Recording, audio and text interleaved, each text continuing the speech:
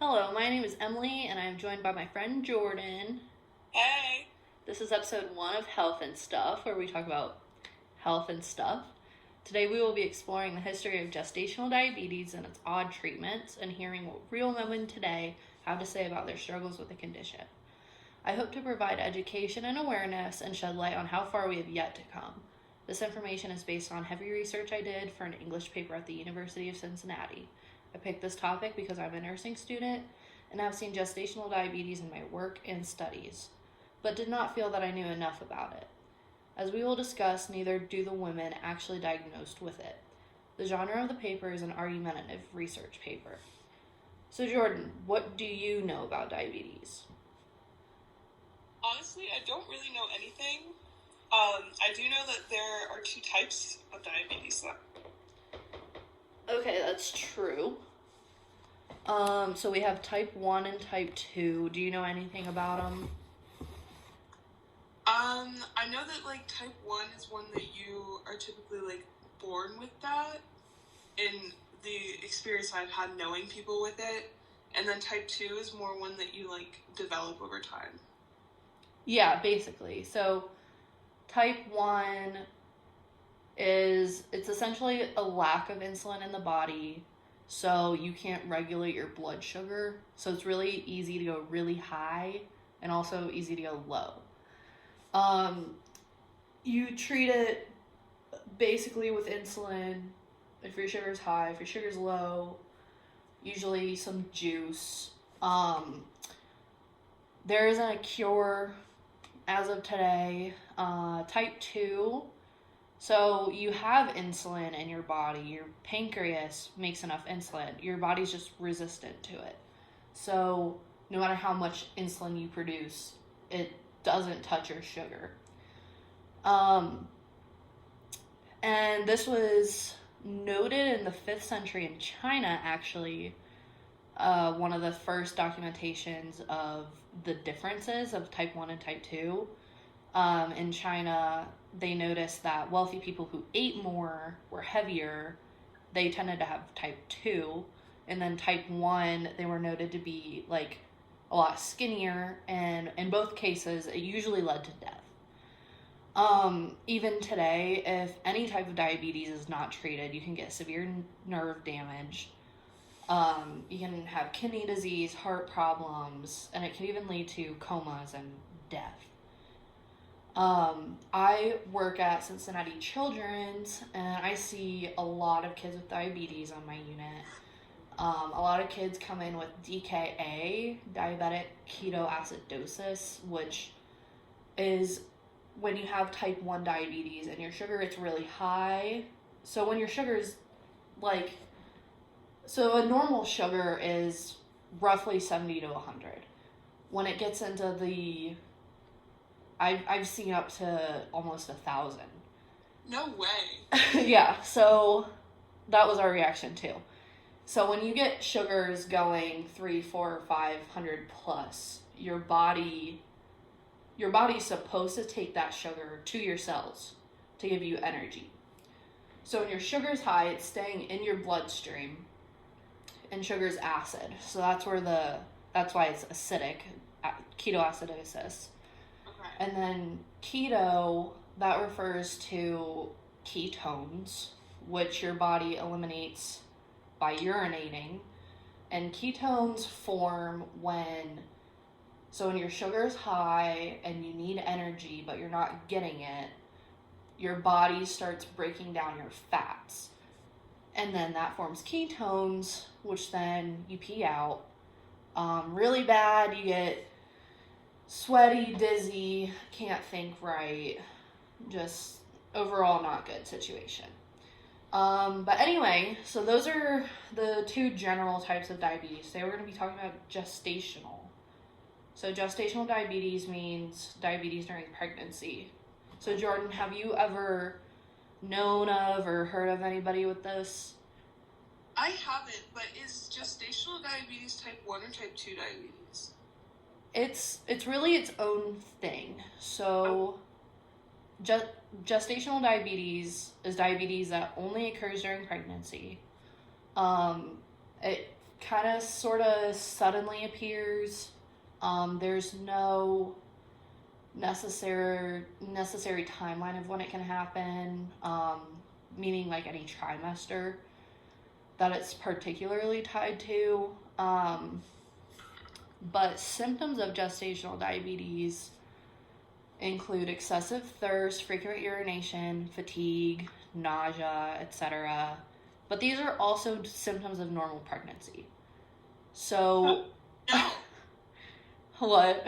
How do you know? Exactly, that's a big problem. So, a lot of women will go through their pregnancy, not even know or recognize symptoms. This was first noted really around 3,000 years ago in Egypt. So they were already starting to put together, like, hey, it's really weird, this person's peeing a lot and really thirsty, and they're pregnant, but that's still kind of weird. So they're starting to get on that track. But it wasn't until 1824, this dude named Dr. Benowitz at the University of Oberlin, he was the first guy to kind of officially say, hey, these women are really thirsty. Oh, hey, there's sugar in their urine. Oh, hey, their babies are really big. And then linking that to gestational diabetes, leading to it becoming like an actual thing. So there's an actual word for a really large baby. It's called macrosomia. So that's when a baby weighs more than 8 pounds and 13 ounces. So imagine carrying around like a bowling ball in you. That sounds awful. Yeah. That's equivalent to about 4 kilograms. So like I was considered a normal weight baby. I was like 7 pounds 9 ounces, I think. And that was at birth. So some of these babies are getting bowling ball size like beginning of the second trimester.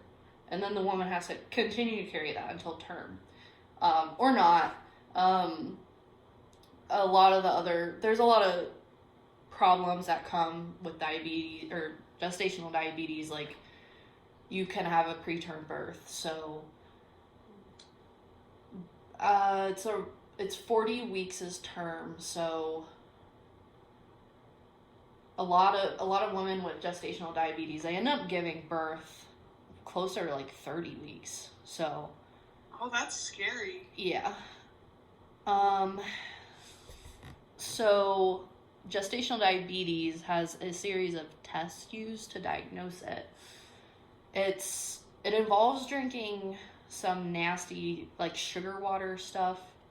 You do a series of 3 tests. One of them involves fasting. So I don't remember the exact amount of time, but you have to fast for a certain amount of hours before you drink it, and then they measure your sugar after each test, and then if you're in the failing range for them, then you have gestational diabetes. Like, that's the basics of it. Yeah. So back to the whole sugar and urine thing, that's called glycosuria. And the first time that we see in history people using this method to diagnose diabetes, or, I mean, they didn't know it was diabetes then, they just knew it was something wrong. In India, ancient India, they would use ants, and they would put drops of pee in front of the ants, and if the ants were attracted to the urine or they would start drinking it, that was an indicator that it had sugar in it. So then they would say, okay, this is glycosuria. All the way back in ancient India. And then it took a couple thousand years to discover insulin. And before that, this is kind of disgusting. In some of my research, there was a note that in 1776, some guy named Matthew Dobson, he noted that urine with sugar in it did in fact have a sweet taste. Why is he drinking?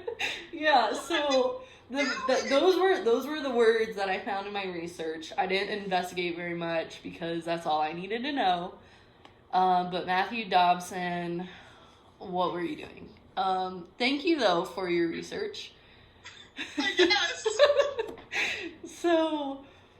So we have that, and then so this is before insulin, and even so we're still going on. We went from 3,000 years ago. Now we're in 1776. We still don't know what insulin is. And then there's another guy. His name, it's all guys. Rude, but his name is Claude Bernard. He was the first guy to link carbs with diabetes. And this was in 1889. So we went from 1776 to 1889. Still no insulin. Still trying to figure out what the heck's going on. He linked carbs to diabetes. So then people knew what carbs were, right? So they knew carbs were in food. They're usually in like bready stuff, sugary things. So their idea was to have carb-free diets, which doesn't sound too crazy. We still do that now. We still do keto diets. We still try to cut out bread and stuff. Some people do it to control their sugar. Some people do it just to lose weight. So we still do this, but not exactly. So one of the diets that followed Claude Bernard was literally called the starvation diet. And Jordan, can you see this picture? I can. Okay, so you can see that for breakfast, it was recommended to have... Does that say raw bacon? Where? Table 3? Oh, yeah, raw bacon. I didn't even notice that. What? Yeah, so I will put this image in the description. But, yeah, so that's table 3. I'm focused on table 2, where for breakfast, you have 75 grams of canned asparagus, 65 grams of cabbage, with a generous cup of tea or coffee. That totals to 38 calories for breakfast.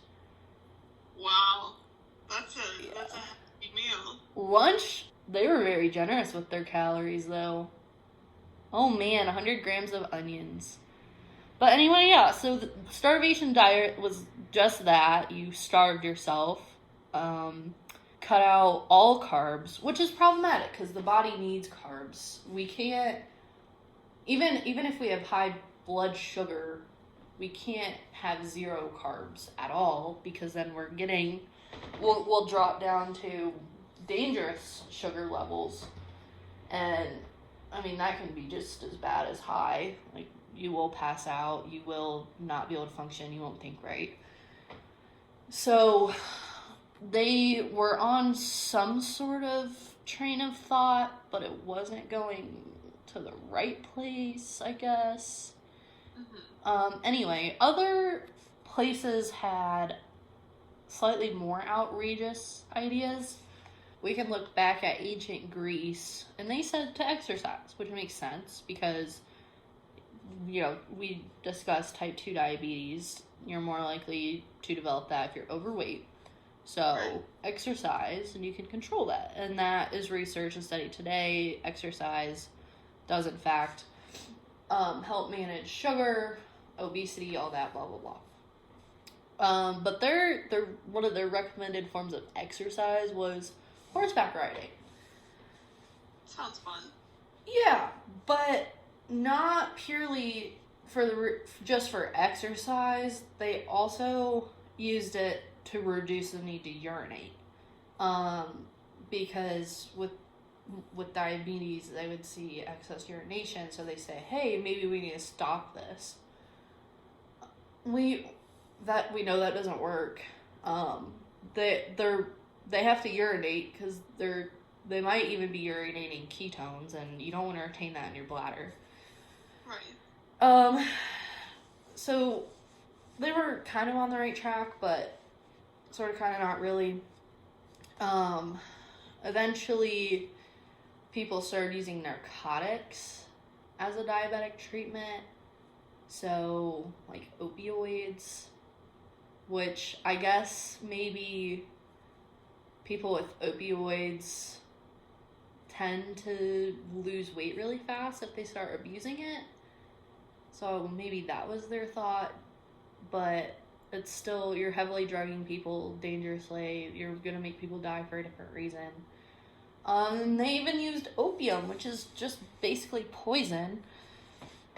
That's fine. That sounds like a great solution to me. Right? And then another thing people decided would be a fabulous idea was to make a diabetic eat rancid animal food. Yum. Yeah, because I don't know, maybe if all you have to eat is rancid animal food, you just won't eat. Kind of the same thought as a starvation diet, but like more disgusting. Sounds terrible. Yeah. A less gross and horrible method of treatment, I guess, would be massages. People came up with that idea, which kind of sort of makes sense because when you're heavily stressed out, it causes cortisol to be released in your body, and cortisol increases your blood sugar. So to maintain a normal-ish blood sugar, you could get massages and be less stressed, but that doesn't really work if you're eating a bunch of carbs. So that, I guess, you would need to pair with the starvation diet, maybe. That sounds horrible. And then moving forward, we start to become a little more advanced. So another dude decided to remove the pancreas of a dog. Is that better or worse than drinking pee? Well, I mean, it's a dog. So it's worse. So he removed the pancreas of a dog. The dog died. He studied that, was like, what the heck? Because no one really knew what the pancreas did.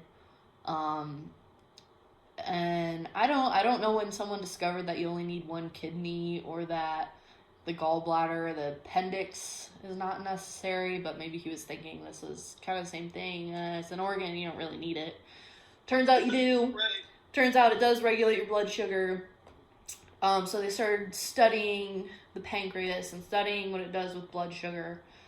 And then they started looking at the cells, and then they found these cells called islet cells. And those are the ones that create and produce insulin. So then now we're in the 1920s, and insulin is discovered. So we went from 3,000 years ago in Egypt and India and ants drinking pee, and it took thousands of years to finally discover insulin. Yeah, and that was in 1920s, and then a group of guys initiated a patent in 1923 to mass produce insulin, get it to the public. And they were using purified cow insulin. Now, I don't know what purified means or how you purify insulin. That's something out of my pay grade, but it pretty much worked. So the first guy to get it, he ended up living for 13 years, and he died, but it was of pneumonia. So in theory, their insulin worked. Yeah. And so one of these guys was named Frederick Banting. He worked with the process of developing it, getting patent out, blah, blah, blah. He has a quote, and he said, "Insulin does not belong to me, it belongs to the world." So that's fabulous. We're moving forward. So then we go almost 100 years later, 2019. In 2019, the cost for a single vial of insulin was $322. How many do you need like a day? Well, so a single vial will last the average diabetic about 28 days, close to a month. So this is like, it's kind of like a half of a rent. Yeah. That's half insane. of my rent.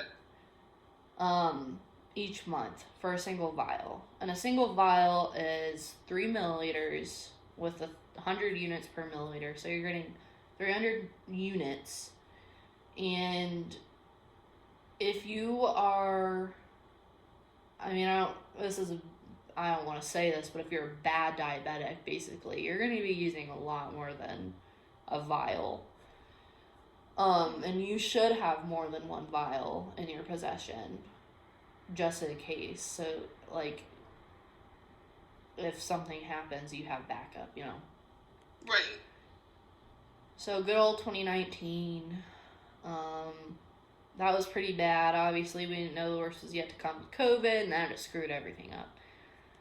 Anyway, fast forward, now we're here today, 2023. It's July, and the same vial costs $45. So that's a lot better. Yeah. Still, I mean, it's not amazing. It's a lot more affordable, and there's insurance plans that help with that, but I mean, we don't live in a country with universal health coverage or health coverage for every diabetic, so it's never going to be free. It's going to cost somebody something always.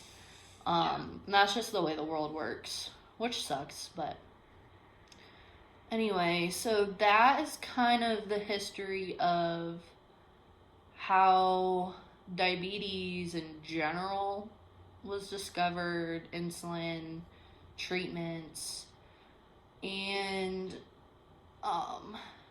this does go along with gestational diabetes, because in order to know what the heck that is, you have to know what diabetes is first, right? So now we're in 2023, and now this is about a month ago. So I decided it's great and all to know the history. It's great and all to know how diabetes works and what they use to treat it, but I've never ever heard any sort of information from somebody with diabetes. It's always some old white dude, right? So, and who better to understand how it works, or who better to hear from than women with gestational diabetes? So I went through what every other person with a podcast goes through, which is Reddit. Yeah, and there's a bunch of forums on there that talked about gestational diabetes, and a lot of them were like general pregnancy, like subreddits, and then there is one called it's r/gestational diabetes. So I went there, and I found two posts in particular that kind of stuck out to me. I included in my paper. So I keep forgetting that I wrote a paper on this, so that's how I got all this research. But anyway, so I included these in my paper, and I am going to go ahead and read the first one. It's, the user is 123 Mel is a honeybee. And Mel said, "Hi all, I got diagnosed with gestational diabetes around my 6th month of pregnancy and was mainly diet controlled until last month when I had to go on insulin. I was really hoping that afterwards it would go away, as most cases do. However, I just did my 2-hour test and my fasting was normal. My 2-hour was 140. It's showing 150. It puts me in the section of prediabetes. What does this mean now? I'm going to be meeting with my diabetes team, but I feel so discouraged. I'm 7 weeks postpartum and haven't been eating well because my baby has been fussy. It's been hard to even make a proper meal. Does this automatically mean now that I'm going to have diabetes soon?" Wait, so when you get gestational diabetes, Is it only when you're pregnant, or does it carry on to after pregnancy? Because it sounds like for her, it's carrying on after. Right. So gestational diabetes is while you're pregnant, but one of the complications for mom afterwards is that her sugars don't go back to normal, um, and she develops type 2 diabetes.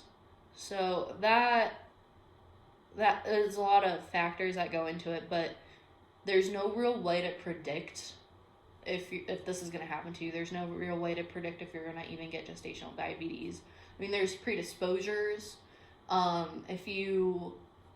If you're overweight prior to getting pregnant and you don't lose that weight and you get pregnant, that does put you at a higher risk.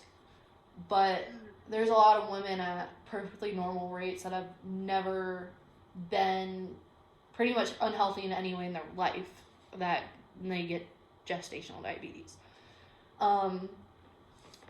But let's see. According to the CDC, 50% of women who experience gestational diabetes in a pregnancy, they go on to develop type 2 after they give birth. So to answer your question, it's literally 50-50. That's wild. Yeah, so I also wanted to talk about, so she took her test. What does this mean now? So, and then she said she's meeting with her team, but it's gonna be, like, she had to make an appointment to meet with her diabetes team, her doctors, and specialists. So this woman is reaching out to Reddit because she can't get an answer. And she, like, I just can't imagine. It just seems like she feels hopeless. Yeah. I mean, the whole situation, you're dealing with a new child, and I mean, she could be a first-time mother, which just would add to the stress. I'm pretty sure she is a first-time mother. And, then to add a diabetes diagnosis onto that just sounds horrible.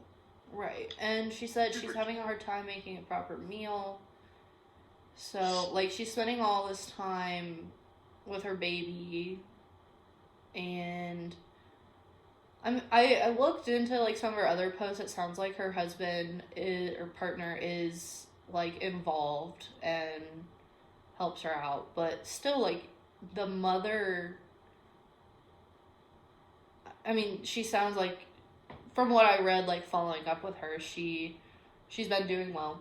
But, like, the mother is usually the one. Women spend a lot more time with their baby traditionally. Right. I mean, breastfeeding, and even if you're not breastfeeding, and if you're pumping at all, like, you're spending a lot of time caring for that child, even if you do have a partner in the picture. And I mean, there's just so many other things that happen with pregnancy, and you're stressed anyways, and then you add this diabetes on top of it, and then to not even know if that's gonna continue, months down the line, or you still be diabetic, they don't know.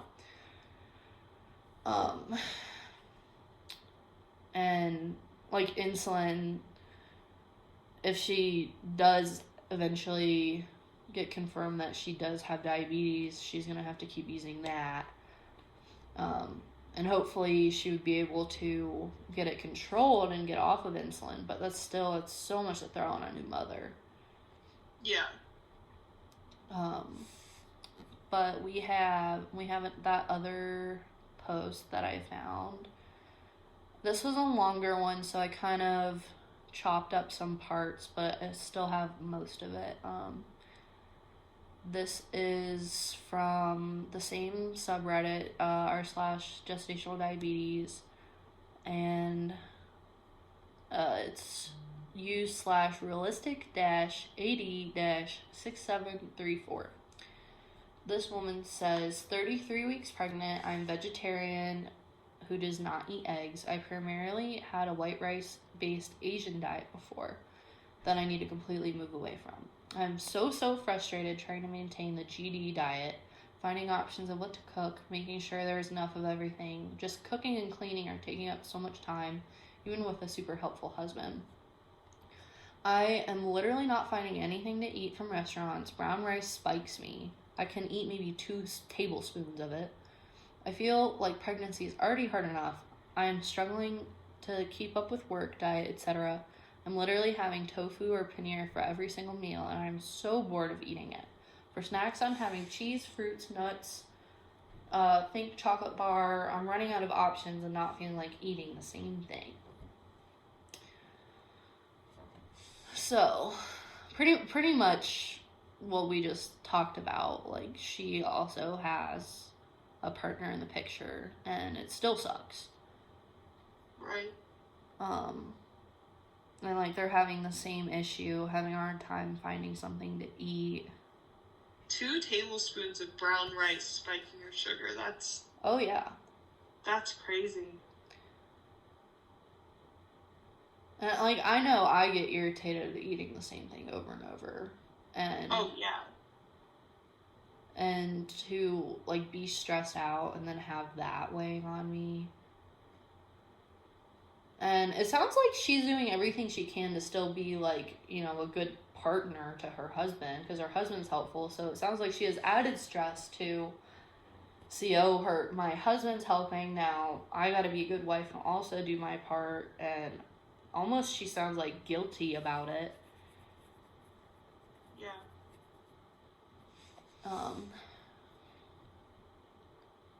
But yeah, so I just thought it was kind of sad reading these. And it was sad. There's hundreds of women on this subreddit, and they ask questions every day. And since I did research on there, my phone blows up every day with the subreddit with a notification. Because my phone, I think, thinks I have gestational diabetes now.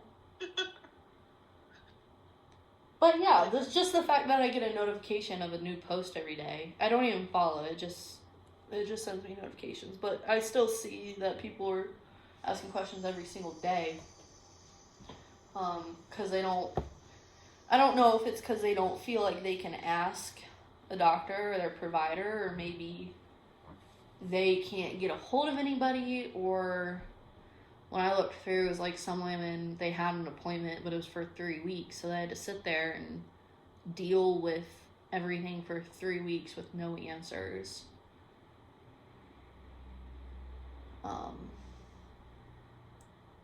But that just, in my paper, my argument was essentially one part of it was, why in the world did we understand that there was sugar in the urine in ancient India, and it took us 3,000 years to discover insulin, and now we still can't make these women feel less hopeless or helpless or any sort of security. Like, how, like, it took that long and we still don't have it all together. Like, we have the science, mostly. I mean, we still don't know fully why a lot of women get gestational diabetes. But, like, why can't we at least tell them, you know, this information, that it's a 50-50 shot of getting diabetes after, giving them education as to, like, diet stuff, like good, healthy options, meal ideas. Like, why are these women turning to Reddit of all places? Like, why don't they already have this information? Why aren't they being given this information at their doctor's office? Yeah, you'd think they'd be given more support. Right. And they basically only have each other. Yeah. Which is, I mean, to have that on top of doctor's recommendations is always great. But to not, it seems like these women don't have the, like, support from doctors that they should be having to deal with this. Right. And that's just, like, that's what I don't understand. Why... I mean, it's just kind of weird that it took us so long to figure things out when... I keep saying this over and over, but ancient India and ancient Egypt, how come they were able to sort of pinpoint something so long ago? And I understand, like, there were industrial revolutions and medical revolutions and revelations and inventions that didn't happen yet, but it just seems so crazy. Like, why did we stop there? Like, so many people died of this, and I don't know, it just seems wild to me. Yeah, you'd think as technology has progressed that we would continue to research it. But it seems like the information that we have, as far as I'm concerned, has just, like, there's not new information, like, coming out. Right. And I mean, like, there's studies being done, but there's nobody going out there and asking these women how they feel. Like, asking them what they need, what would make them feel more supported. And I think that's, like, the missing piece, really. Like, that's the one thing that hasn't been investigated. Like, we found the pancreas, we found insulin, we then jacked the prices up, and we brought them back down. They're doing all this research and making new technology and stuff, but no one's asking them how they feel. How does this make you feel? What do you need? Nothing. Right. So, but do you have any other thoughts about this? I don't think so. I feel like I learned a lot this evening, though. I really wanted to get at the history and make sure you or anyone listening understood diabetes itself, how it works, and just how crazy long it took to take each step to go from pea to carbs to insulin, and like 3,000 years. Yeah. Oh, I did find the number of so r/gestational diabetes has 16,410 members.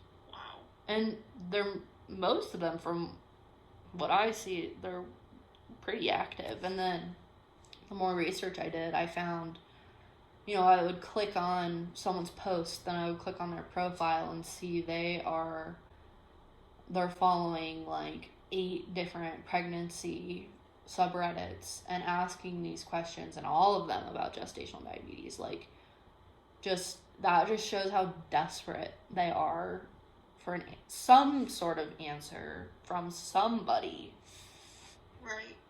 But anyways, I think that pretty much sums up my paper. So, with that being said, I think that we're done here. Is this the end of episode 1? It is the end of episode 1. I don't know if there will be an episode 2, but maybe we could come up with something.